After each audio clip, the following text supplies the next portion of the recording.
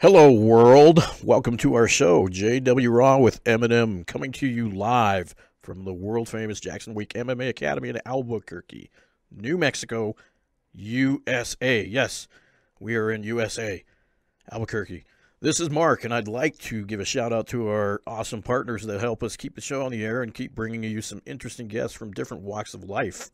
Our fighters and athletes are constantly on the lookout for products that will provide a legal performance edge. Legal performance edge, yes. A couple years back, we came across a nutraceutical company that has an incredible technology. Since then, many of the fighters who train at Jackson Wink MMA Academy have been using their products with astounding success. Unlike most sports performance companies, this company began selling their products through doctors. Their unique technologies help the body heal and maintain exceptional health. For this reason, their products are recommended by doctors worldwide. Yes, worldwide. So how does this translate to sports performance? The truth is, you will never be stronger than you are healthy. How many times have we heard of star athletes who miss a big competition because they're out sick? The same technology that is used to boost the immune system and to detoxify, nourish, and rejuvenate the body is the same technology that boosts strength, endurance, and even cuts unwanted body fat, because we don't want to get fat. We are pumped to finally let you know about our best-kept secret here at Jackson Wink MMA Academy. The company is called RNA Sport. You can find them online at rnasport.com. Again, rnasport.com. Look them up. RNA Sport creates incredible sports performance formulas for elite athletes. Our fighters use and love these products. One of the most important things to know about RNA Sport formulas is their ease of use. It's very easy to use, yes. No more messy powders or hard-to-swallow pills. RNA Sport formulas are delivered directly into the body in a simple-to-take, great-tasting sprays. With high absorption, RNA Sport formulas can be taken immediately before a workout or competition with no lag time. RNA Sport formulas support increased strength and endurance, reduced joint and muscle fatigue, improved recovery, a healthy immune system, optimized metabolism, and a whole lot more. RNA Sport provides benefits and technology unlike any performance products you have ever experienced. I highly recommend you to check out rnasport.com and use their products. They will take your performance to the next level. In our next podcast, we will review the amazing benefits of their specific formulas. JW Raw is happy to also have Fireteam Fit as a longtime sponsor. They are a veteran-owned fitness company that is now partnered with the greatest gym in the world, Jackson Wink MMA Academy. Fireteam Fit is giving a special offer of 15% off. That is right, 15% off all their products, all of them. Go check it out, all their products. All you have to do is enter a code. The secret code is JWRAW015. Again, JWRAW, just like the show, 015. Enter that secret code. You're going to get 15% off everything you buy. Make sure you do that at checkout, and then you'll get that discount. We love having Fireteam Fit as a sponsor since they are family and veteran-owned. That is so cool. We love our veterans. We love our family. Both in one big, happy group. We're happy to have them. It's available on both fireteamfit.com and on amazon.com. Everyone knows how to find Amazon. If you're on Amazon, you're legit. You can go find them on Amazon or check out their website, fireteamfit.com. But don't forget to enter that coupon code. Remember, use JWRAW015.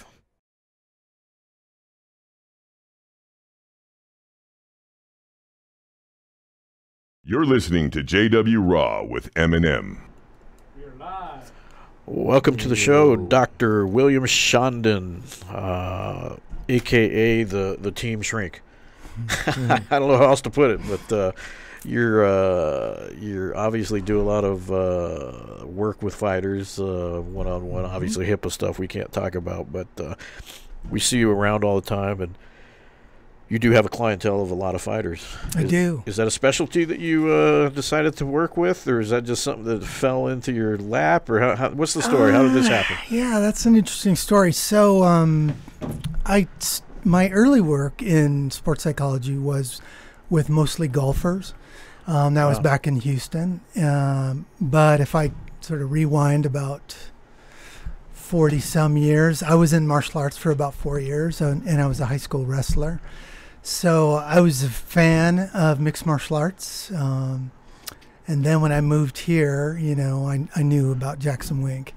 And it just seemed like a great opportunity to come here, see what y'all were doing, see if there was a way in which I could help you all kind of move things forward.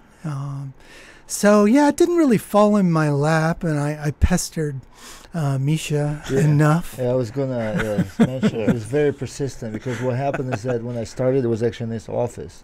There was like shrink after shrink and psychologist after psychologist approaching us all the time. Yeah, I remember that. Yeah. So, but it was mostly like on the phone and the email and this and that. But I met Doc in person, and I remember you brought the book. Yeah. I think I set you up with Celine first. Who was it? Was it Celine first? Yeah. Yeah, and then they went. I'm like, hey. Celine's the test. If you can break into Celine, you're good to go. Yeah. So Celine's I amazing. was like, give it a try, whatever. If ease in. So, and I never kind of like. Because you know what I deal with on a daily basis. So many people want something all the time. So Yeah. But it worked out, right? So people accepted you. So this place is a meritocracy, and if you can't bring the goods, people just will be pretty quick to sort of sort out who's helpful and who isn't. Yeah. So For sure. I was pretty confident in my ability to help folks. I think I can help anybody be better. Not everybody can be a John Jones or whomever, but everybody can be better. For sure. And that's kind of my philosophy. So It's cool. yeah. Yeah, I think it's good to have you someone like watching and learn and kind of like. I think you put people at ease with your demeanor and the way you speak, because I guess it comes with knowledge, right, of psychology and practicing it. Right? Yeah, I'm pretty comfortable with what I know and what I can do and what I think works. Yeah. I'm a very analytical person, have been kind of my whole life. Good. And it's been about how long? 45-year search to really understand the human mind and how it works. Really, I'm sitting here today because as an athlete in high school and college, I knew something was missing, and I didn't know what. I knew it was a mental thing, but I didn't know sort of how to go about it. And being an analytical person, I looked for analytical solutions, and took me into a lot of interesting things, study of philosophy and psychology and whatever. But ultimately, I discovered that it's not a problem that's mostly solved by the analytical part of the mind. It's really something you have to arrive at on the right hemisphere of the brain, which is kind of the intuitive and the thinking creative part, side. Well, it's the imaginative side versus the left brain is the analytical one. Yeah. And so what was missing for me was more access to the right brain, the imaginative one. That's when athletes are performing in the zone, it's really a very right-brained kind of thing. So John Jones must have a very good right brain. I'm sure he does. He can switch into that zone state. The people at the highest levels typically do. There are some high-performing athletes who are more sort of analytical as they perform, but they're really the exception. So on being analytical, describe that. Like, it probably takes time, right, to process everything analytically, right? Well, more imaginative. And it's more open-ended. There are more rabbit holes to chase down. Yeah. So analytically. you won't have enough time in the cage to get too analytical, right? It's you got to be creative. When I work adaptive. When I work with folks, we don't spend much time on the past. If they just had a fight, we might spend one session on it talking about it, but it's mostly about imagining what the future holds. I always say, there's no reason to dwell on the past. It's done is done. It's analyze it a little bit, learn from it, moving on. Yeah, exactly. That's it. There are reasons why analytical athletes will tend to not perform as well. The analytical brain. Overanalyzing. Yeah, they overanalyze it, and there are some limitations to the left side of the brain, the analytical brain. If we're thinking analytically, we can only think of one thing at a time. So if, for example, in a fight, if you're thinking about throwing an overhand right, and that's what you're focused on, that'll be literally all you're focused on. Yeah, it'll slow you down. It'll slow you down. Shuts off everything else. Yeah, it'll probably make you tense. It'll make you slow. It'll make you predictable. You're looking for that one shot. Yeah, you got to be a little bit. Whereas the right brain is more like riding a bicycle. Literally, once you get skilled, you can be doing about 50 things at once. You can be, riding along looking for potholes, keeping your balance, using the gear shift, using the brakes, looking for traffic, chatting with your buddies. I mean, literally, the right side of the brain, the imaginative brain, can do many, many, many things at once. And so it's really training yourself to trust the right side of your brain. So when you go into fight, it's about actions and reactions. So from what my limited experience with studying the brain, I guess men and women are wired very differently as far as that. Apparently, men can. Thanks for opening up. Oh, jeez. Thanks. Oh, yeah. Misha, hey, there you go. The genius here. He wants to analyze my analyst. I want to analyze his analytical side. Yeah. Men are not able to multitask the way women can. There's something Have you something seen me in their work? brains. So Have you have women traits. Is what that means. No. Well, there are some differences between men and women. I think it's mostly a matter of socialization, actually. I don't think it's anything inherently within the brain. Women tend to be more in touch with their body, so they will be more in touch with their emotions, which is useful. Definitely both of those things, being more in touch with your body and being more connected to your emotions, are more on the right side of the brain, more of a imaginative state. So, I think men are socialized to, be strong, don't cry, don't think about your feelings, don't be a big baby kind of thing. And I remember going through a test a while back where they would put headphones on our head and tell us there was all kinds of different things going on in these headphones. And women are able to hear the different things better than men. Men can only concentrate on one thing. It seems like, whereas women can multitask in their brains. They hear, like when they're watching TV, they can still pay attention to what the kids are doing and what's going on. Men are just focused on that TV and they zone everything out. Jesus Christ, Mark.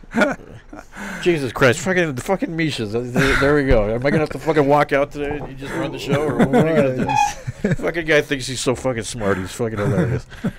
Go ahead, Misha. Run the show again. Why are you getting upset all the time? Go ahead. Run the show. Run the show. He's going to start shaking now. Run the show. Yeah. I'm not sure. I can watch TV and do something else too. What can you do? Just whatever. I can cook and watch TV. True. You can't? No, you can't. I call you and he's like, "No, I'm playing a video game." So you shut off? Mr. Video Game over here. You know what? Explain. Like, well, the way most people talk about multitasking is not multitasking. So if you've got 10 different things you're working on in terms of, let's say, running this place, if you're thinking of them analytically, you will only be able to think at one issue at a time. Now, you may move very quickly from issue to issue to issue to issue, but that's not true multitasking. That's more serial, and it's more using the left brain. Right brain is more like riding a bike or just being in the flow, where you're kind of able to do a lot of things without thinking about them. That's the key difference. That's true multitasking. The other one's not really multitasking. He stresses out all the time about this place, so there's something going on.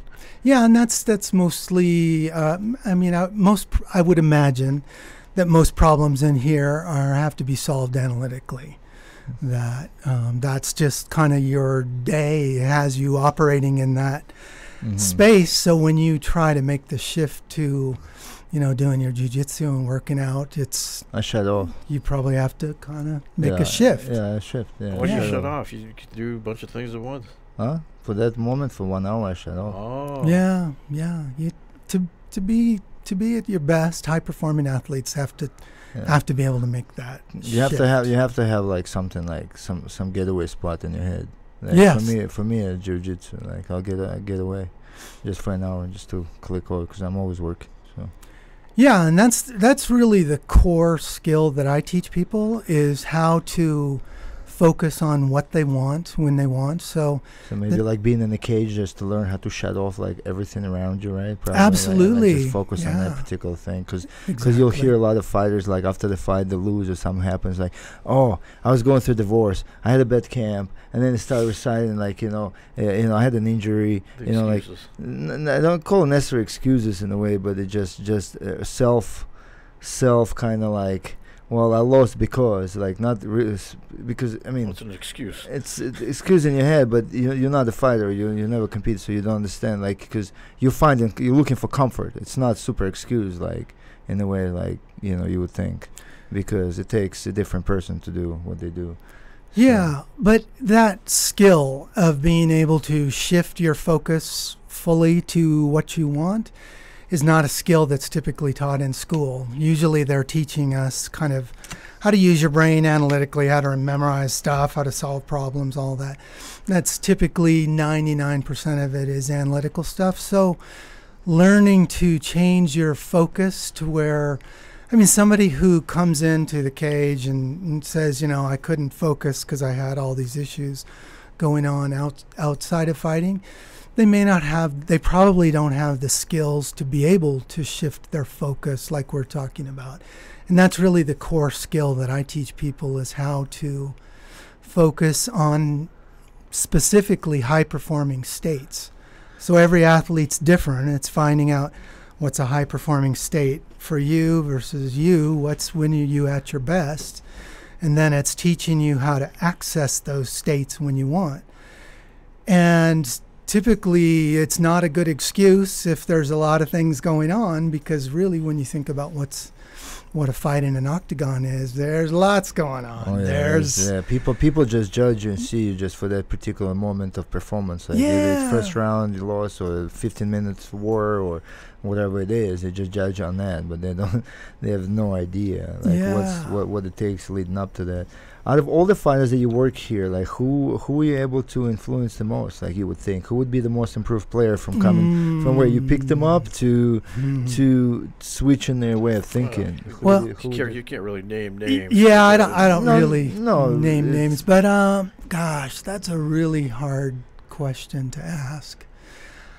Because everyone progresses differently, right? Yeah. Oh, because that's doctor privilege, right? I mean, that doctor patient. They're not patients. I'm a sports psychology coach. But still, I got you. Yeah. So there would be a difference between what I do and what a psychologist would do. I don't do therapy with people. So confidentiality is a big deal to me because it builds trust. But so it's for me it's not really a HIPAA question thing, of the table, yeah. Well, let's ask this then. I mean, what do most athletes come to you with? What kind of issues are they having? Okay, that's a question. Great question. Yeah. So what I've found is with every single issue that anyone's ever came to me with, there is always a component of confidence. Self-confidence, always. Yeah, because you're competing for the whole world. Well, it has to dip in that confidence sector. Yeah, and no it's matter how strong, even John probably feels that, like even the best of the best, Hollies and Johns and all the performers of this world, right? They probably feel some kind of confidence issue. Well, it's not so. I have to explain a little bit again how the brain works. Yeah. And then I'll get to that. No, that's fine. How it works. So the brain's very good at doing things that we have experience of, particularly things that we've done over and over. Think of like a combination or particular technique in jiu-jitsu. Brain's very good at that because we tell our brain what's important to us by repeating it.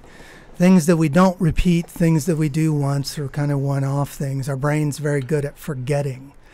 So it's good at doing things that we have experience with. And with a fight or with a sport like mixed martial arts, basically every fight is a new fight because they're a different component or a different opponent, and even if it's a rematch, there's a different situation, different skill set. 100%. They've both Yeah, there's improved. different pressure. 100%. What if you lost the first time? Or Yeah, or if you yeah, won the yeah. first time, So many or- variables. Yeah, It's and that's insane. the key. Is there's many variables, and they are variables about things with which we have no direct experience. So what It's the like way it's like every other day. It's every day for you, for me and for you. It's a new day, new experience. exactly, and so the way we work is if confidence is based only on our past.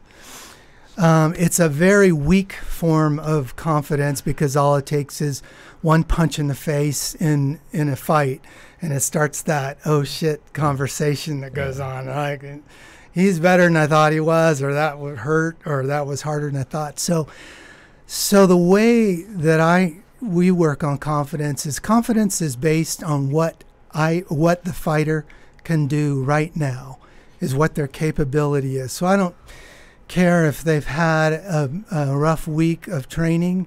It's like their confidence is based, what can I do right now?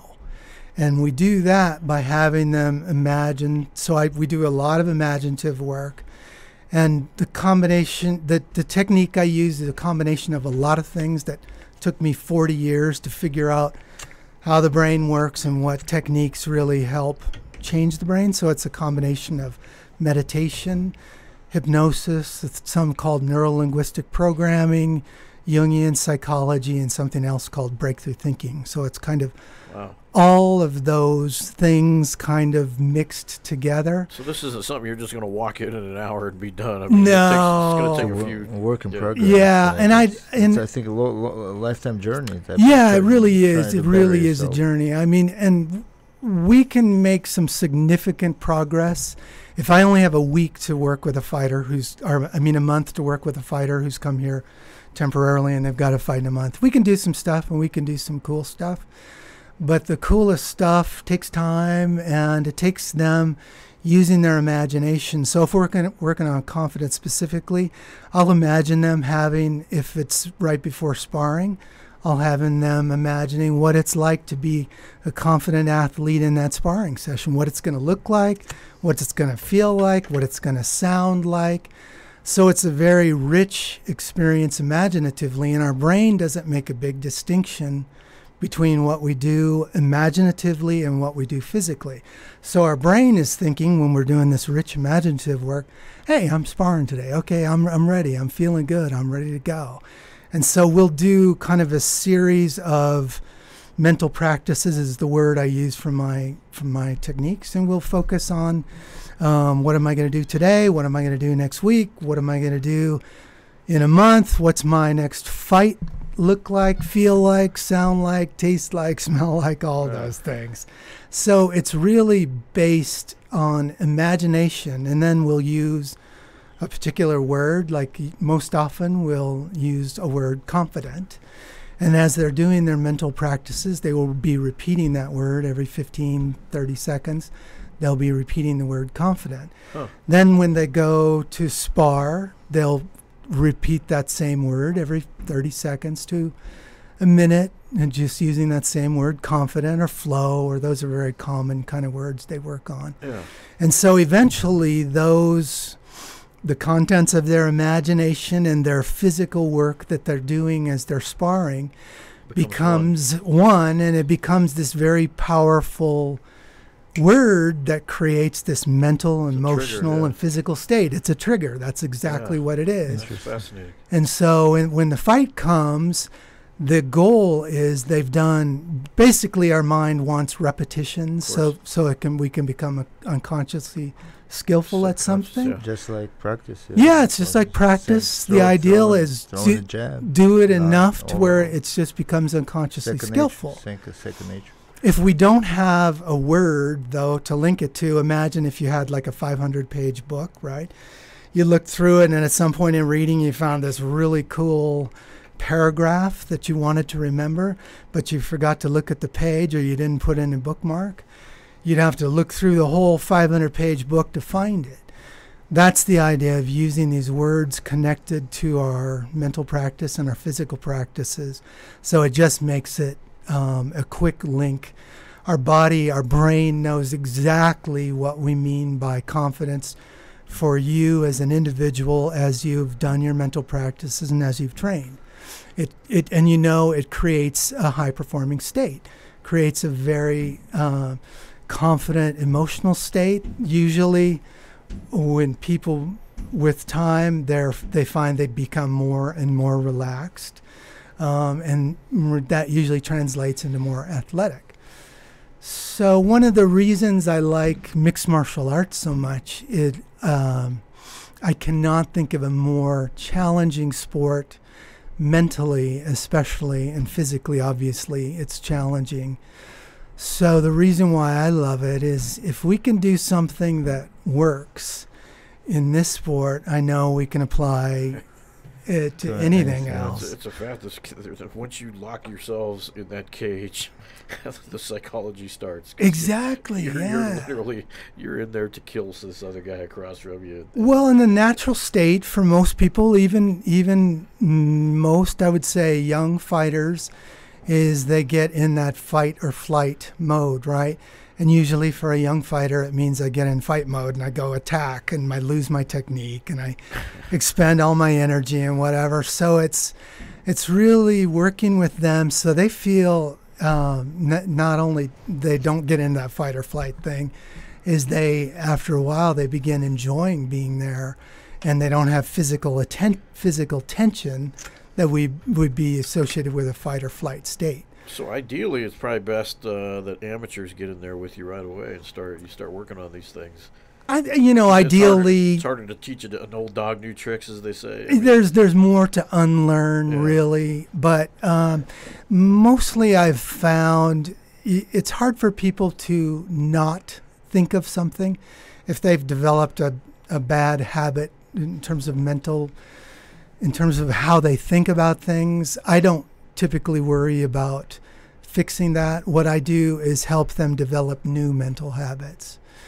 So it's learning how to be athletic and powerful and confident and smooth and all those things. Hopefully overpowers the bad habits that are ingrained in there already. Yeah, exactly. But it's always easier to deal with somebody who's new and fresh. And in a way, the mental game is sort of like that game Jenga. Have you ever heard of Jenga? Okay. Yeah.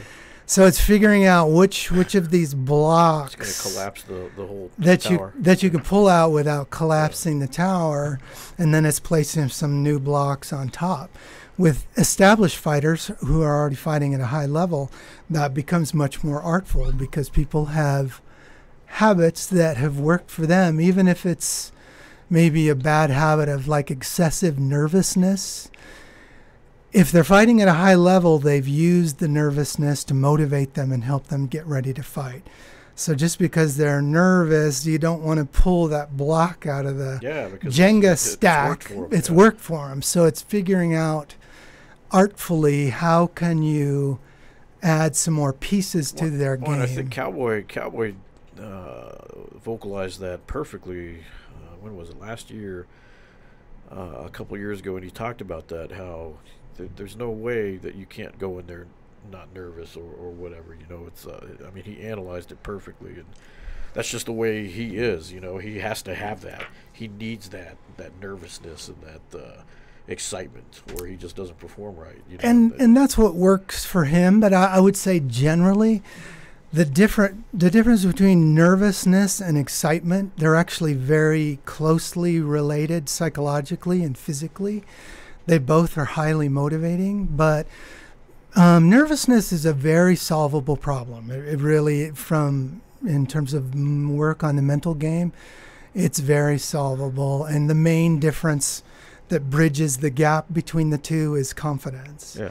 If you feel confident, you're more likely to be excited to perform and you're not feeling nervous. Nervousness is about you're doubting your ability or your skills in some way. And don't hold me to what, I can't remember if he said nervous. I don't remember the exact quote, but it was something to that effect of that he does have these feelings, and whatever it is, it works for him when he goes in there. Yeah, and absolutely. he absolutely needs So when you that. get those butterflies in your stomach, what do they associate with in nervousness of the competition? Like when you're like, I just experienced it because I haven't done it in a while. Yeah. So like, what's that? How's that correspond to your brain? Like where you like that anxiousness feeling, but it's almost like it's there. Like it's Yeah. like is it somehow?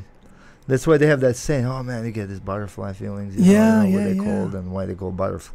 But you know what I'm saying. Yeah. Well, definitely emotions always have a physical component to it. So butterflies, it's very common for people to talk about butterflies. They're located in their belly. Yeah, for whatever reason. It's I found it funny all the time because I kind of feel them, but like there's no butterflies. Yeah. But every emotion has a physical component to it. And people typically, especially men, tend to be a little less sophisticated in understanding the physical connection to the emotion, but you have identified sort of butterflies for you as living kind of in your belly. But yeah, did it help you when you felt those butterflies? Did you feel like it? You know, I actually do not enjoy that feeling. Like even from back in the day, I remember. I just know the fact that once I passed through it and like overcome that like anxiety type of thing, and then when I clinch with that person in the competition, everything goes out the window. Like I don't feel anything. Like just I know there's no way backwards. You just have to go forward. Yeah, 'cause you're already there. So like that's how I felt. But that whole process of knowing, like everything leading up to that, like the whole training, couple weeks or whatever, just going hard. Yeah, and I enjoyed getting ready for something. It's just like you have a goal. Like you have a goal, and instead of just to train, you know. But that day of the competition, I was just like, oh, let's get it over with already, man. I was like angry and not angry and like weird feeling. Like, yeah. Well, that, you know, if we were working together, you could definitely improve the way you're managing yourself in terms of leading up to the fights. It's interesting. So I worked with this one client who is not a fighter, but was a college tennis player. She's a competitive shooter, but she was a college tennis player, and she hated that feeling of nerves. It made her physically sick, and just absolutely hated it. And we've worked together for a long time, but maybe after a year, she had worked on her confidence enough to where she noticed when she was not feeling that feeling anymore. And you were able to help her overcome it? Oh, definitely. That's very solvable. But what I'm going to talk to you more about it after, because I want to know what you do in regards to that, because I think this is the biggest thing. It's a huge thing. That day of the fight feeling. Absolutely. The day of competition. Because if I know what you do, I'll be able to pass it on to more fighters and say, guys, if you have that feeling, you know, most likely, probably 90% of people have that feeling. Yeah, unless they've trained themselves to do something else. Unless they had help, And typically, you know, kind of just the short answer is, one, for you to really get it, you'll have to practice some of the mental practice stuff. But basically, it's using if confidence is their word, that they've done their mental practice and their sparring work and their training with. If they're, you know, at a fight during fight day, they'll be saying that word to themselves all day long at various points, just confidence.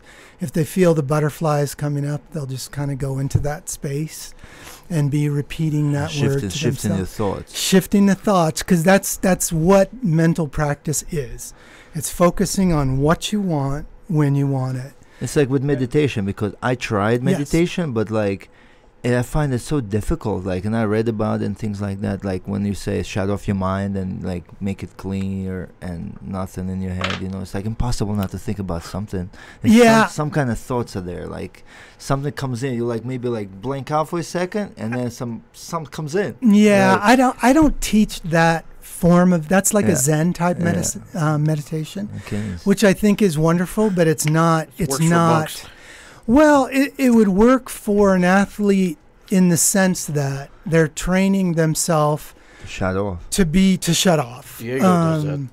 Yeah. And that's fine. Like everything. But the kind of mental practice or meditation version of meditation that I teach is very active imaginatively. There's no break in the action. It's typically for 15-minute chunks. I have them doing 15-minute mental practices, and it's all imagination. And if they find themselves getting distracted to, what do I need to pick up at the grocery store today or whatever, it's like you just bring yourself back by repeating your word. Interesting. So yeah. For a fighter or performer who is looking for some kind of mental performance edge, right? How many times do you recommend to get together, like with someone like you, like a week, or let's say? Like, how does it work? Like, what do you? I mean, you give exercises and things like that, right? But yeah. How often do they get to sit down with you and talk and meet and do the things like that? Yeah. So in different situations, it's different. If somebody's in here for just a few weeks and they have a fight coming up, probably like I'll meet with them not more than once a week, typically, because they need that time to do their mental practices and to do their training, and really that's their learning, that's their classroom. So it's rarely helpful to meet more than that. People that I work with ongoing, it's typically every other week. People that I've worked with for a long time, might be once a month. It's funny because when I'm like out and about in town, like I'll run into you. Like, well, I saw you like at the coffee shop with Joby, like, and I don't want to interrupt. So like sometimes you might not even see you, but see me. But like, I'll see you, Doc, like hanging out with fighters and like talking and things and different people. And I seen you with Celine and stuff. It's kind of funny. I don't approach because I don't interrupt. You don't know if it's personal or professional. Well, it's always professional. I know it's Yeah, I think of Starbucks. Unless I don't know what you're doing. Starbucks is my office, actually, and it's intentional. And I saw you at that the coffee shop on Saturday. Yeah, Hartford. No, not Hartford. The Satellite. Oh, Satellite. Yeah. So I intentionally love Starbucks because of all the chaos going there. There's too much going on, though. No. Think about it, though. In terms of if I'm talking to a client, and I'll typically have folks do like really, really short, like 1 minute kind of mental practices where I'm trying to teach them a concept and I'll have them doing it. And if they're doing a little one minute mental practice with all the music, all the distraction, all the individuals walking around, think about what they're actually learning is in the midst of chaos, they're learning to focus their attention on you.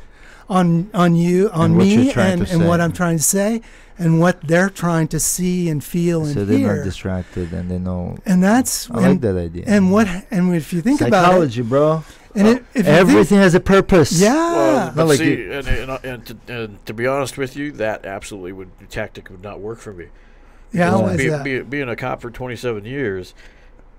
You take me into a room where there's so much shit scanning, going on, and I'm trying to focus on you. It's not going to happen because I got to worry about some guy coming in to rob the place behind me, or these people over here getting into a fight. Different type of performance. And you're trying to talk to me. I cannot just focus on you. It's impossible. Well, you have to have a 360 angle. I would need to be in a room with just me and you, and it's quiet, no distractions. And I'm not going to learn a damn thing. And that would be maybe how we would have to start.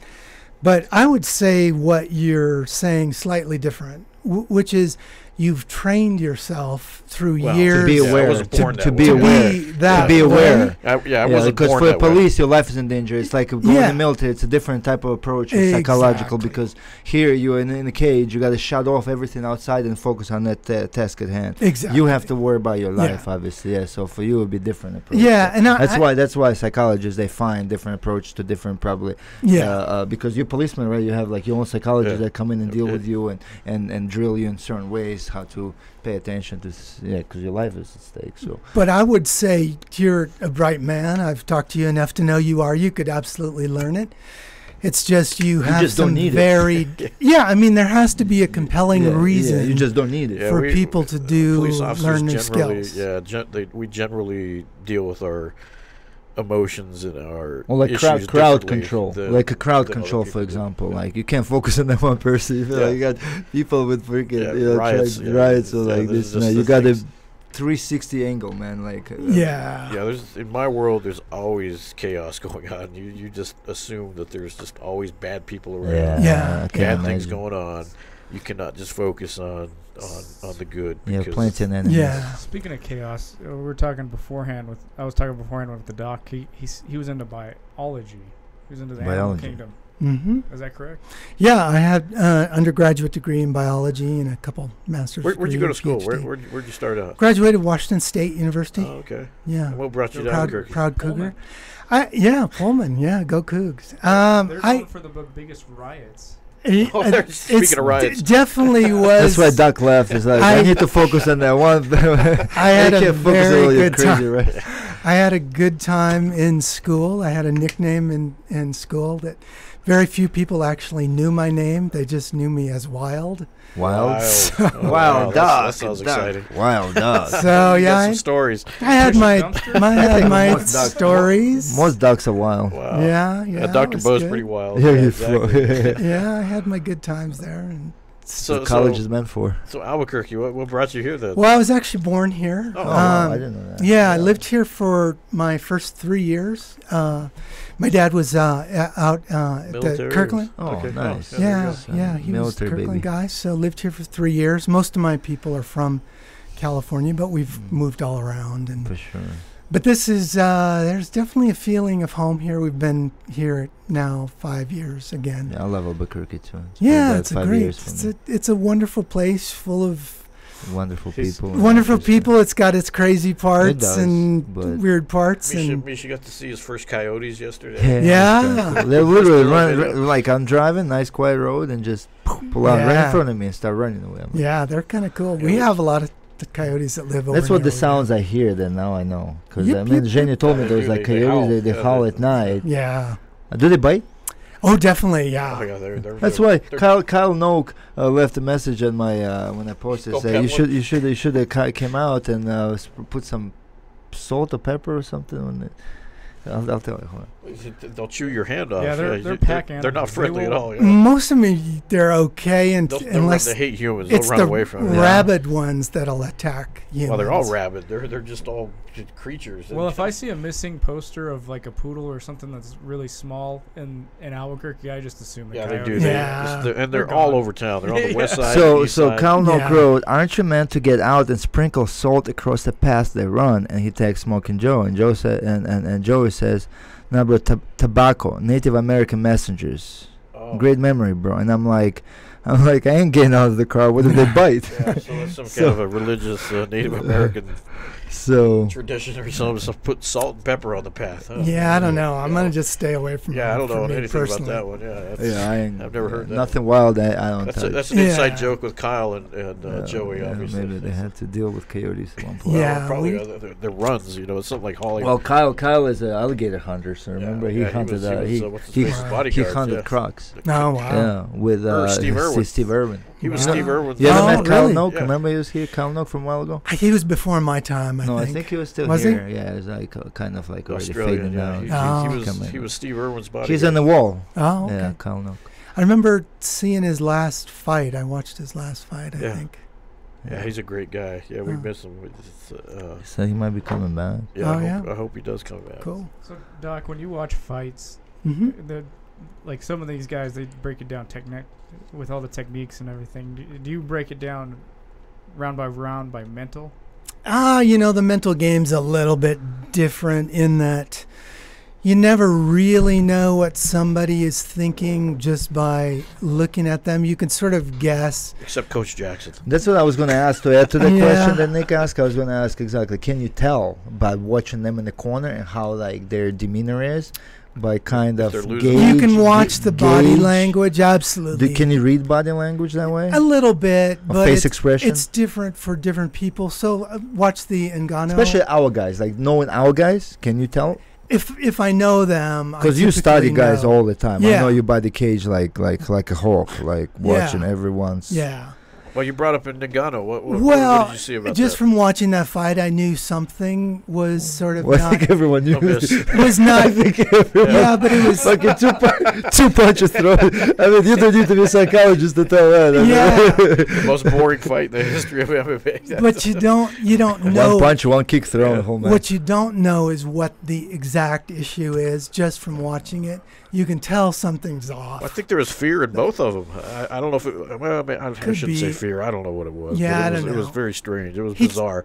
He did. They're talk both ab- hard punchers, man. So I mean, they Yeah. were like very careful and cautious. It was Yeah. just, but you gotta do something to win. Derek at least tried to engage. And Yeah, I not this is not related to Ngannou specifically, but that's one of the perils of having your confidence based on your past performance. Yeah, they built him up. So much, Is you hit a rough patch and suddenly that rug is pulled out from under you. So you've really got to build your confidence. The best part of the best form of confidence is based on what you can do right now. Ronda Rousey. it's like it almost seems surreal that when they say people like lose their confidence and they shut down. Like to me, I would like thinking of myself. I don't know obviously how they perform. Right, never been there, right? And then that type of lights. Yeah. And but it almost seems like I would just go for broke. I would probably I feel like that. I would probably go for broke. I have nothing to lose, man. Rather go out like that. I don't know, man. Like I have something happen. Something has to happen. Yeah. You know, not. Yeah, I don't know. Well, Hard to judge. We're not there. So. So in terms of the Right. fight or flight alternative, yours is definitely a fight alternative, but the other alternative, the flight one, typically shows up like people are frozen. Yeah, That's that's the a fact. typical That's- response. He froze. And He that's shut kinda down. how That's why yeah. analysts, when they're breaking down fights, they see it very often where a fighter shuts down. Yeah, and they get slow and they get hesitant and they're questioning and you can just imagine if you could see the thought bubbles. There's this whole Yeah. conversation Yeah. going on. That's me. In their that's logical me in jiu-jitsu. brain. I just flight. I froze. He choked me out, Yeah. and I froze. I Screw this. I don't even want to do I this. so tried to bring him back, and like Mark, just go train, bro. It's just a learning Yeah. experience. I was in that flight or fight. I didn't want to fight. I just like this ain't for me. He, flight, I have what was it? Flight and fight. Fight and flight. He drowned. Yeah. Yeah. I had no desire after that. He drowned. I mean, people- it's, see the way he was taught, the way his mind is triggered or wired is, if someone kicks his ass, he's going to train harder to kick their ass someday. Yeah. Because You I know. felt embarrassed. I felt terrible when it happened to me. When I walked into jiu-jitsu, I couldn't believe that another human being can do that to me. I Yeah. felt so like.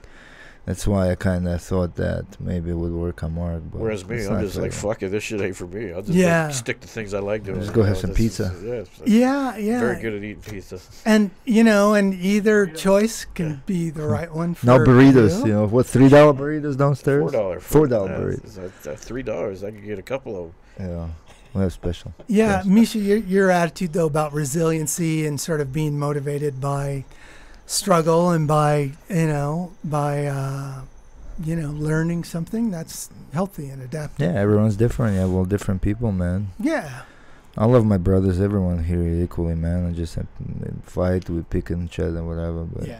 at the end of the day, it's a good environment, man, for everyone to learn from and grow. Yeah. Because we deal with so much adversity and with so much excitement and so much emotions from Yeah. coming to you from every direction. Mhm. Like, I mean, these kids coming in from the streets and they need a safe haven to get away, and Yeah. we're trying to help them. But at the end of the day, it's also business, and so you have so many balancing acts to do in Mhm. so many different ways with media, with we on the spotlight nonstop too, man. With John Yeah. Jones coming back, training more often, and bringing all the great energy is freaking phenomenal for the team, obviously. Have you ever talked to John Jones? I have, one bet. on one. And What an little bit. uplifting person he is, man. Like, I don't know, we keep talking and like it's almost like impossible not to be a fan of John. Like Yeah. those people that talk all the crap online, from their private accounts, they never met him. Yeah. They only seen him for what they seen him. But at the end of the day, John Jones is John Jones. He's Yeah, a I've talked to him a great couple times. individual, Nice and guy, Yeah. just very I've never seen him pleasant. sad, Yeah. mad, upset, rude. Never. It's almost like he's just a positive, great person who had dealt with his own demons in whatever way he dealt them with, and everyone has their demons. Like Yeah. people talk like shit, like they don't, like they're perfect. Like no, bro. Yeah, I I've mean, never seen him. I've never seen him angry. I've seen him. Right? There's two things I've seen John Jones. I've seen him focused. Yes, or exactly, happy. exactly. Yeah. He has two emotions from what I've seen. And even when he's focused, he's happy. Yeah, Right? He's Yeah, happy. it's He'll true. come out with like Yeah, he's 'cause- focused for that moment. After that, he's because then he'll see you in the corner of his eye and he'll say, "Oh, like I was just telling Mishi," or yeah. "Hey, Marky Mark." Mishi. You know, He's like we were like as I was telling you before, we had the newcomer come in and I'm giving him a tour and he runs into John Jones and John the first one to extend the hand and he said, "Hey, I'm John," and the kid just like shaking, looking up at him. I know who you are, John. You know, and then put a smile on everyone's face. We kind of giggled and laughed. It's like, But John, the media, fucking everyone knows your job, bro. Yeah. the media has portrayed him as some bad Some boy that's bad out boy drinking you all will day and not. fighting everybody and Yeah. crashing cars Yeah. and driving drunk and partying, and he's not that. It's hilarious because people read that on the internet and they believe it. They believe Oh, it's he like, must be like that. Yeah, The if it's on the comments internet, it must be true. Yesterday, It's I stupid mean, as we shit. didn't advertise it. We didn't advertise. There's a lot of things that John Jones does that doesn't get advertised. But like yesterday, for example, him and a couple of officers out of their own pockets, they didn't ask for donations. They didn't go out and ask for money, but they went to Walmart, just bought a bunch of backpacks and school supplies, Signed filled them them all. John up, signed put his them, autograph in there. I And framed that. we thing. That's delivered awesome. them. Yeah, we delivered them to a charter school yesterday. A bunch of kids with troubled upbringing and such, and Yeah. picked a great school, and it was just a good thing that John does. And people Yeah. they never see that side of John. They're just like, he was probably doing it for PR community action, service. yeah, Yeah. There was nothing to do. PR Community stunt. service ended a year ago. Yeah, I mean, PR stunt. this- Like, sometimes people will just say the most ridiculous things and just to say it. I'm like, why do you say things Yeah. just to say them? Like, shut the hell up. Yeah, Just I have. don't mind your own business and go do your thing. What does it matter what John like? They don't want to believe he's a genuinely nice guy. Yeah, I have very mixed feelings about social media. I Yeah, think bad. it's, Especially you coming. I mean, I'm sorry, you're a little older, right? So Yeah. like, so you grew up in a different era. Even us, like, I grew up when we had none of it. you Yeah. know, and we had different communication, different. So what's your thought on that? Yeah, well, that's I think I think it's. I think when people are trolling, True. it's bad. It's just I don't see any value in that. It's a really Like, what are kind you of trying to achieve by that? yeah, Like, it's kind of a twisted way of getting attention. So do something positive, do something Necessary say something evil. nice. uplifting. Make somebody feel better. Why Yeah, you sitting don't- there yeah. being a douche? Yeah, I don't. Someone like John Jones doesn't need social media. It's funny because he's got 3 million followers, I think, and whether he has the social media or not, people are going to like him and dislike him. Yeah. If he didn't have that social media, I don't think it would matter. He told me something like a couple days ago where he was so excited because he actually changed his settings so that the trolls can't talk to him anymore. Because How's he, that? he just made it so that, like, me and you are his friends or whatever. He follows us so he can see our comments, but trolls can't say stuff to him. It never makes his. But it's still on his post, so it can make. Well, so you don't seize those things. No, it doesn't even. It doesn't even accept it. It blocks you can't the even, trolls. Yeah, you How can't. does the system know who the troll? Who? Because who's not? it's a You have check. to Well, be his- actually, this you have is to so be his true because you know follower, yeah. what? If you look at his account, there's barely any comments lately. Yeah, like only exactly. nice and positive, And he great. changed his setting to That's But the how only does people the that system- follow him. Huh? That's the only people that follow him. Yeah, only his friends can. So can it's like the write to him. 300 people that got But into people the still cool see club. his stuff. Oh, they though, can still see because it's everything like he it is- writes, but only people that he knows can. And he was so excited because he he found figured that option. out. Oh, it's So just- that's why he's figuring like, this stuff out. I don't need that negativity. Yeah, in my life. Get I the just- fuck Exactly. away from my life. You Yeah, freaking- I don't see it Freaking doing any good. I want you to Yeah, show me how to just do don't. that. Doc, Yeah, is it's that part of very the easy, yeah. program? Is to turn off social media? Like, what would you recommend to a fighter or even an athlete that has a big performance? Yeah, because they coming deal up? with a lot of hate. Like, Yeah, I think you have to sort of decide for yourself how much it impacts you. If you don't care about the trolls, Yeah. it's not an issue. Then don't worry about it. If you're tired of seeing it, then just turn it off. You I know what's think- you know what's funny is like they have a name a troll. Like I would hate to be called a troll. like like when you leave a negative comment on someone, it's like, do I want to be a troll? Yeah. Like ask yourself a question. Like I'm not a troll. I hate that word. Well, Like troll so people all those don't- all negative guys or people or women or whoever they are, like sitting there and writing and think about it to yourself, like, you want to be known as a troll and you want to gotta- act as a troll. It has Yeah. it has to Don't. be it has to, Yeah. you have to call it something a little bit more derogatory than a troll, because people don't understand. A troll is not even I people guess. don't associate a troll as Well, being usually a you bad look thing. at troll a little like from the A little- little creature yeah, with little- big ears and Yeah, yeah, frothing at the mouth, yeah, or like a something, little but- gnome. Yeah. But I mean, A little but ugly, nasty gnome. Yeah. But yeah, some people. I don't mind being a troll. What's wrong with a troll? It's got to be something more derogatory than. Yeah, that's The doc's a biologist. What animal would represent a troll? Oh, wow. What animal would represent a troll? Skunk. yeah, nobody, Yeah, I nobody- don't know. Yeah, but they I'm even- not sure. They Yeah, even made Pepe Le Pew. He's a cute skunk. Yeah, so, I mean, some there's- people have Yeah, Pepe Le Pew pet is a skunks. Yeah, I they don't just know. they just Player. de-smell them. Hey, you skunks. Yeah, I don't think there is an equivalent in the animal kingdom. There's no sense of a skink. trolling you- somebody. skink I don't maybe, think. I I don't think animals troll anyone. I They don't just- think they have that. It's not part of their mind. Let me I go would a think. bear, like, hey bear, man, let me go troll some rabbit, man. Yeah. Poop. That's why they have the poop emoji. That's Yeah. That's for the trolls. yeah.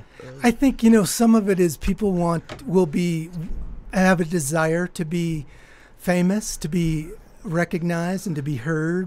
But at the end of the day, they're behind private accounts, trolling. So how the hell you type attention? You know, Yeah, like I it's like you know. make a private account so you can go on other people's accounts, whoever you follow, especially fighters, and say that you creepy will stuff. never say Yeah. that to their face. Yeah, And I even don't people know. would be like the ones that like, oh, I'll say to say who's going to assault me or kick my ass. So it'd be kind of good idea. I get paid. Yeah, but then the day, even that you would not Yeah. approach John and say hey, blah blah blah because you will fucking shit your pants. Yeah, literally. I hope people would say at the end of the day, is this meaningful? Is this the kind of life I want to Oh, yeah. create for I'm talking myself to a troll. and my Never said that. family? Yeah, let's pick trolls' brain from psychology perspective. Let's pick their brains a little. What's Like, going on Well- what operates what clicks in the troll's head to do what they I do? know- I think there is a universal human desire to be special in some way. There you go, and that's what it comes down to. People want. They know people see that comment, and Yeah. someone is going to comment on their comment, and it makes them famous. Yeah, but yeah. a lot of the trolls act on anger, like because there's a lot of angry things that they say, like anger, Yeah. like genuine anger. Sure. Sometimes some comments you'll read in, and they're like, I understand one stupid comment, but then some people will live like, or will get like, or will even get the calls, or like when John got in trouble, whatever. But where people will like write like a novel. Yeah. You know, like Yeah. a novel, blaming us and blaming everyone, like and we're we're gonna terrible, print like you know, like we influenced John in whatever way to go and do whatever he did. You know, like we don't have our other 1,000 fighters that come Yeah. from around You the know world. what? You know what I I'm do? saying? So what? I let it sit there for 5 minutes, and I say, you probably spent 15 minutes writing that paragraph, and then I delete it. Yeah. There you Yeah, go. I delete all the negative stuff. Yeah, That yeah, you we know, do I that all the delete it time. in a way that hey, you're not important. Yeah. Because in all fairness, you're not important. And depending Yeah. on what, Nobody. depending on what they said, we even You're block like a 'em. cloud. We ban them. Yeah, and I think anger comes from it's a very common response when people feel disempowered, that it's their reaction as opposed to, going in a corner and crying. It's to lash out at somebody, and that's their way of sort of getting the turf back. Yeah. But that's it's not. I am so badass. I left Yeah, comment on the. It's just not a very healthy way, because at the end of No. the day, it's kind of dissatisfying. I said John It's- Jones used steroids. Oh, haha! No one's ever heard that one before. Yeah, I'm so original. Jesus Yeah, Christ! I put a yeah. needle in the comment. Oh Yeah. wow! You hiding under the cage? Yeah, and I- trying to- I Like, posted the and the it's a emoji. fact. And it's a fact. John Jones was hiding on the like, Yeah, yeah. and you know that how? Yeah. Were you here? Have you seen John Jones under the cage? Somebody It's like, somebody what the fuck? spread that rumor, and it Yeah. just kept on. Chael going, man. Sonnen said like Sonnen. his podcast, and everyone seemed like okay. Obviously, Well, if and Chael he's- Sonnen said it might be true. And he said it a couple times. He's got inside information that was somebody here that saw it. Well, your People are role is to be a representative of Jackson Wing, so you need to be involved in conversations everything that touches I him, man. wouldn't be involved in, or others. I just don't. I don't pay any attention to that. We need a shrink after dealing with some of these comments, though. That's, Yeah, that's Yeah. what we're getting at. Yeah, we may have to see. Remember, I came privately. up and asked you, do you deal with other issues? besides sports psychology, because for me, Yeah. because I felt like I need a good shrink in my life, man, Yeah. just to bring me down to earth. Because sometimes my mind is racing like a zillion different directions. Yeah, I don't. I only work with athletes Yeah. typically on Performance sports type aspect. No, I issues. got But here's the cool thing about it. I'm sure it can help in other Is ways. whatever you learn as an athlete, you will be able to apply in your life, because we are in sports as we are in life. I And think I we're- need to sit down with you, maybe. Yeah, we definitely. Well, you are an we athlete, definitely so I do mean, that. yeah, that's Yeah, it would be definitely. good for you. Yeah. Took Let's first do that. place. Yeah, True. That's right. He's What- got a medal. What absolutely. What are the top 5 mentally tough sports? Like my top one would be probably golf, because if you like that doing a drive down the middle of that fairway and there's all those people, It's a lot of pressure. I would take somebody Yeah. out. I would kill somebody. And that wind, man, that's like, yo, man, that'll make you Or so you miss- nervous. Or you miss the putt and then you're out Yeah. $300,000. You'll never So- get that jacket, right? So I would say Green- Golf number one. The green actually jacket. would make You know my he's sarcastic, top though, 5. by the way. No, but I would say I would I don't say think you would think that fucking. no. For real. I would say it actually is. I've worked with a lot of golfers, Really? and professional And golfers still get paid more than MMA fighters. Here's why golf is By like a mile. golf is okay. It's very different than fighting, obviously, but golf is difficult because it's exceptionally complex. I'm sure it is. So there's 14 clubs you use. There's all kind of different lies. There's all kind of different weather conditions. There's all kinds of different competitors. So it's a very complex sport mentally. But fighting would be mixed martial arts would be in my top 5 also, for the reasons I explained earlier. But is it now? Is it one top 5? Like we're in top 5 because like I would put MMA as the top, I would say Number one. as I number think one. when you're dealing Really? one-on-one, that competition is Yeah. much more difficult than anything else. Exactly. Like with wrestling, it's why Dan Gable one time said, once you Yeah. wrestled, everything else in life is nothing like that one-on-one competition that Exactly. creates that character. There's no team to hide Yeah, behind. exactly. Football's a violent. Of course, rough but you can, sport, but it's you a got team teammates. Yeah, because it's like, plus you have so many. Like I talked to somebody the other day, you have so many chances to redeem yourself. Yeah, exactly. Because you have like so many games. Oh, yeah, it's a I told you. 60-minute. Yeah, baseball is same thing, and Yeah. hockey and this and that. Yeah. Here, your chances to redeem yourself come only so often. I mean, you have 2-3 fights, and you had one bad performance. For you to redeem yourself is gonna take, you gotta wait till next fight if that fight ever Yeah. comes, and then you have to dwell on that. That's why you probably need you, so you don't dwell on it. So Yeah. you come back stronger and redeem yourself. So you fix something, whatever happened in that fight, Yeah, and come back stronger and win. yeah. And if you wanted to So- make football more like MMA, take a stick of dynamite and attach it to their feet and their elbows and their knees, and then football will be more like mixed martial arts. Because that's the reality. Is one shot Can from end it. any of those can end your night. Yeah. Yeah. So yeah, it's all of that, and just being able to be in the moment and to be appropriately relaxed and ready to sort of let your training kind of unfold before you and react and The type of act. athlete you have to be, like, think about it, that 5-round fight, the 3-round fight, 5 minutes, right? That you have to be like, in the football, okay, you have breaks, you can relax a Yeah, little bit, yeah, whatever your position is. And there's you offense throw, and you defense. defense, Typically don't play relax. both, Hockey, yeah. the same thing too. Like, you're skating Yeah. a little bit. Here, you like constantly tensed. Yeah. Constantly, like, and then it just, have to evade the punch, have to evade the kick, not Yeah. get knocked out, not get this, do your thing, and kind of like, because everyone has game plan, right? So you have to like be the guy to advance your game plan on that other opponent, Yeah. while that opponent has a game plan to advance on you. Yeah. So, and you have to figure each other out, find the Mhm. openings, and you constantly in intense mode under the bright lights. I couldn't even imagine, man. Yeah, and I would say in addition, one other thing that makes MMA different than any other sport, there are so many disciplines within Yeah. MMA. There's You have to jiu-jitsu, learn. there's judo, there's striking, there's Muay Thai, kickboxing. Roman Greco. I was just getting ready for a grappling match for 3 Yeah. weeks, training gi non-stop. Like, my body is like falling apart. Yeah, Like literally, man. Because Yeah. I'm older, obviously, but like these guys, 2, 3, 4 practices a day Yeah. of just non-stop of physical abuse on Yeah. their body. and their brain and their head Yeah. and everything in their body. You Yeah. know, I have like from competition, I have a bruise like this on my leg, Wow. and I didn't get hit or anything. I don't even know how it came from. Like literally, it's on my thigh, like this big. Yeah. I'm like, Yeah. what the hell, you know? So, yeah, it's a very tough sport. Yeah, and it's key. There is a mental component to health too. There is a way of either making your injuries or your illnesses be less traumatic than they might be otherwise. So I agree with that because I even tell guys, it's like you will always be hurt. I had one of the amateurs sitting on the sideline, and I'm like, "Why aren't you training?" And she's like, "Well, look, my hand or something, my knuckle, swollen a little bit, blah blah." I'm like, "Listen, get in there, because you have Yeah. legs and you have another arm, so you can still practice, Yeah. so you don't have to hit with that leg. And plus, you have to know how to deal with your injuries. You know how to hide them. If it happens in a fight, if it happens in a competition, happens anywhere, yeah. you need to know how to deal with it. You need to Mhm. know how to protect your weak spots.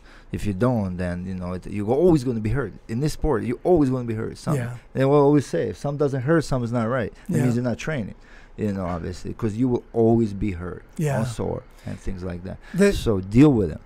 Just with the right way. most of the people I work with, it would be kind of just the opposite, is helping them realize when they do need to pull back, when they risk the chance that they become permanently Yeah. or more severely injured. It's kind of finding that There is a way. There is a way. I balance. say, and I always say, if it's a core or something like your Yeah. lower back, your neck, your spine, if it's like you're deep inside the knee or something where you feel like, okay, Yeah. that's bad. Like Yeah. you'll know if it's bad. But if it's like manageable injuries, you'll always have them. Just Yeah. manage them. Yeah. You have sports elite here. We have physical aspect of it and you have mental aspect of it, of how to deal with it. So if you attack Yeah. it from both directions, from doctors, sports medicine and physical, and mental, Yeah. I think there's a way to deal with it. Yeah, I personally had, I found out the importance of the mental side of physical health because I had prostate cancer Oh, shit. wow. about Sorry to hear about 8 years ago, and it's a very unpleasant Oh, shit. operation. Can't even imagine. But the key part of Shit's sort scary, man. of maintaining my mental health and well-being and having it be part of a healing process, it was But you beat it. critical. Yeah, You have to it's self in help a yourself. way you sort of always keep an eye on it Yeah. because that's the way that disease Yeah, works. if But it was there, it could come back. Yeah, it's just, yeah, that's 1 in 6 men get prostate yeah, cancer, that's, so that's it's the scary thing about it. Yeah, there's 4 of us in the room. Yeah. exactly. One already had, so Yeah. fuck, man. yeah. So you're all right, probably. You're fine. You all are fine. Usually, Yeah, we're doing the process of elimination here. Usually, it's usually Exams. with age, right? Yeah, It's yeah, usually it is. with It age. is. Get that test at 50, I guess. Yeah, get the test at 50, and they can do PSA test, which is a blood test. I don't want to talk about this. Well, it's Yeah, a, that's when he gets nervous. it's an See, that's important. that whole psychology was it, gets to him. I'm Yeah. hyper. What's it called? He's a hypochondriac. Yeah. Yeah, Yeah. he's I'm always. if somebody always- talks about it, No, because it's like it's everywhere, man. They Yeah. scare the shit out of you, man. I was Yeah. driving on the highway, Route 40, big ass poster. Cancer something, man. Yeah. I'm like, why are you sticking in my face? I don't want to think about cancer, man. I don't want to think about cancer. I have other shit to think about. Why are you making me paranoid, world? Okay, so here's your first mental practice Yeah, there you lesson. go. Yeah, I'm going to sit down So with you. every time you see something that triggers that thought for Yeah. you, just start repeating to yourself, "I'm healthy." Yeah, So there you use go. every time I like that thought occurs to you, use it as a trigger. That doesn't work for him though, because No, he's no. always. You know what? It'll work for anyone. I'm gonna There sit you down go. with doctor, Good. and I'm You gonna need it. Yeah. work on it. I'm gonna fix it. We need The brain, Please What- fix him. yeah, I need the to be brain fixed. will do whatever we train it to do. That's something good. I've learned. Here's my thing is because of my training, I'm getting old. I'm 39 now, so I have so many pains and aches everywhere Yeah. that they are very misleading in certain ways. Yeah. You don't know if it's something serious or if it's not serious. So that's what got me, I think, sure. hypochondriac.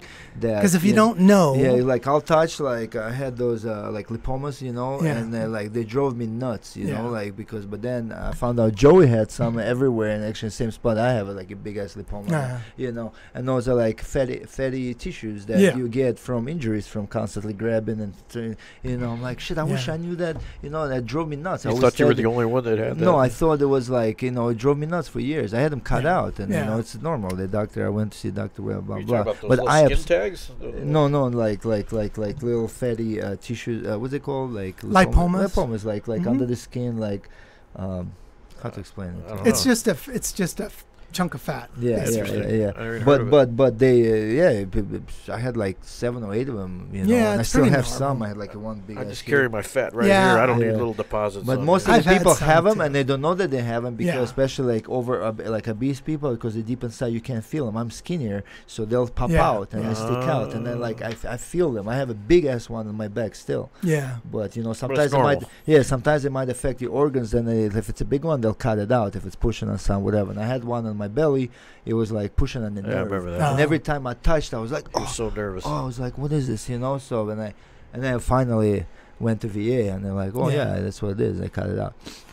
But things like that, like you'll start obsessing over certain things in your body, and like I'll shut down. I'm like, oh man, that's it. It's over. Well, so that obsessing off the air, get with me, and definitely work on this thing. I think it's mostly because of training, because everything hurts in my body. There's a key point in terms of how the brain works, though.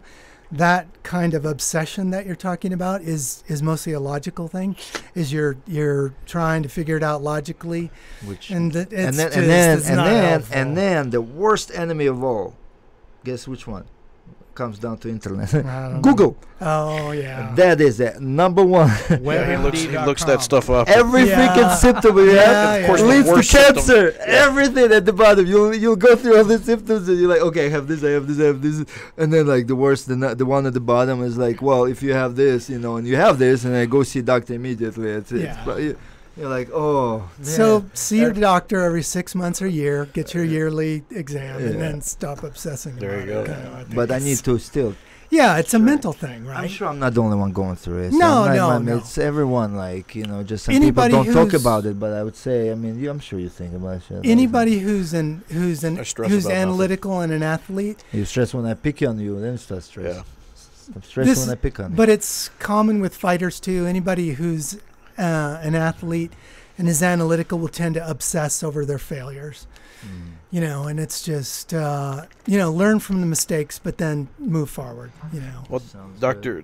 Chandon, we're going to have to wrap it up here, but, we've been looking forward to having you on for quite a while. Good, man. My pleasure. Thanks for coming on. It's informal. We just chit-chat about whatever comes to our mind. It's not scripted. It's not nothing. We just talk. We love bringing people up here that are part of the team, and you're definitely part of the team. Introducing the world to all our people, pretty much, little by little, bringing people that bring some to the team. There's so much stuff going on behind the scenes that people don't know about. That this team has this, and this team has this, and we have access to this, and not everyone takes advantage of it. What do you think about the team? It's like its own like city, right? Like its own like this little moving island or something, right? It's very so much life in here. It's like a sort of dynamic organism, that's always sort of it's a good way to look changing at it. And new characters coming in and people moving out. So many new things to learn and see and explore and just like. Yeah, it's a very interesting and complex organization, but everybody who comes here for a reason. And it takes, I think, a bit of confidence just to get here. Yes. And then it's a matter of seeing if you measure up and seeing if this is for you. We think about the vibes, man, like from psychological point of view. Like, I think we have some good vibes. Generally, very good vibes. I think, all individuals have their struggles and their areas of growth. But I would say overall, the vibe is very positive, very forward-looking, very supportive. For a lot of people, I call this, I always use that word, safe haven. Like for a lot of people, even for myself, for Mark, for Nick, for anyone attached to this gym, I think like whenever you have something going on, when you come here, like a lot of these things disappear. Like a lot of because you become of that part of that organism that moves and always has goals, and there's new goals every day, and new fights to it, and new barriers to break, and new big name fighters coming in, and then and sometimes they fight, and then we fight and we observe, you know what I'm saying? Yeah. So it's like you can't slow down and dwell on your misery, because everyone has some kind of part of misery in them that they obsess over, certain things that lead to certain things. Yeah. But I think this place helps to overcome. And I think, people come with different skill levels in terms of their social ability. Yeah. So some people will come here and they won't fit in super well at the beginning, but they can learn to. Yeah, we have our quiet ones. Yeah, they're the quiet ones. They have the biggest challenge. The Celines of the world that are real quiet. Yeah. But behind the scenes, they're badasses. Yeah. But they develop their own community, and they have people that they care for and like to spend time with and all that. So everybody finds their way if they stick around. Well, thank you for doing what you do with these guys, because you really do a service that's invaluable, and sometimes maybe we don't say thank you enough, but thank you, because it's like, me especially, I'm like a squirrel, man. You see me running around back and forth, so but I appreciate it. Thank you, I appreciate it. If we didn't, even for me, if Wing didn't appreciate what I was doing here, none of us would be here. Yeah. So for us, for us being here, just because we're here, we are appreciated, I believe. It's not like Wink is not the one always to say, "Oh, I appreciate you." No, it's just different type of mentality. Yeah, if you're dead weight, he's gonna find a way to get ready. Yeah. If you bring purpose, you're here. Fighters love you. They train. They work with you, and I will too. Cool. Yeah, if you weren't here, I wouldn't be here. Yeah. So that's, if any of you guys. Remember, one way or another, I did open the door, right? Somehow, absolutely. You're my guy, man. Go try, do your thing, Yeah. Like you say, fight or flight or drown or whatever. And you're flying and show that you can bring value, and that's as good as it gets. We overlook this a lot because we focus too much on the physical aspect and being stronger, faster, kick better, grapple better, but everyone has demons that need to be fixed, right? One way or another. So, and I think you bring that aspect of fixing the demons. I appreciate that. We'll have you on the show again Here's down a the little road. present for you. Our sponsor, Results RNA. Okay, cool. I don't know if you ever seen that. I've seen you on your other shows. I appreciate that. Cool. And CBD. We got some CBD sale. What's your thoughts on CBD? You take that? I from what I just read, it seems like a good thing. Yeah. You want one? Sure. Try it? Yeah, please try it. Yeah, because they say it's helps. number one cancer killer, like of cancer cells. Yeah, like it's been promoted that way for many years now. Right? Yeah, that's cool. We got a great partnership with Results RNA. Important issue. It's a lot of people dealing with cancer. So. Shout out also to Fire Team Fit. Those Body guys. Armor for sending us drinks. Those guys are awesome. Delicious drinks. Body Armor hooked us up with a cool little stash of flavored water. Not even quite sure what it is. Made with coconut water, but it's good stuff. I just drink water. The UFC trusts it, so we trust it. Everyone, I know Michelle has tons of it. Cowboy has tons of it, so it must be good stuff. But we appreciate them sending that stuff. It's delicious. That being said, thanks for coming on again. Like I said, we will have you on the show again because it's cool talking to you. All right, it's good getting into the head of the head guys. I appreciate it. It's been a pleasure for me talking with y'all. All right, talk soon. Thanks, guys. Through these doors walk the greatest fighters in the world.